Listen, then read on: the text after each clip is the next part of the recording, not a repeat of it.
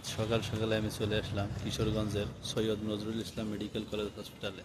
এই কলেজের সৌন্দর্য দেখার জন্য আপনাদেরকে নিয়ে যাব এখন কলেজের মূল ভবনের নিচে। কলেজটির মূল গেট দিয়ে প্রবেশ করতেই ডান পাশে দেখবেন অগ্রণী ব্যাংকের কলেজ শাখা।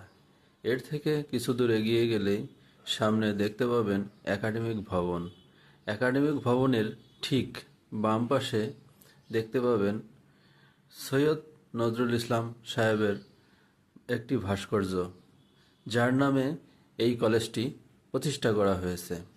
তাই ঠিক বাম পাশে দেখতে পাবেন কলেজের মূল ফলক। সব মিলিয়ে একটি নান্দনিক পরিবেশ সৃষ্টি করেছে এই কলেজটিকে। বলতে গেলে আর্তমানবতার সেবায় এবং চিকিৎসা খাতে সগর্বে মাথা উঁচু করে দাঁড়িয়ে আছে এই শহীদ সৈয়দ নজরুল ইসলাম কলেজ কিশোরগঞ্জের বুকে।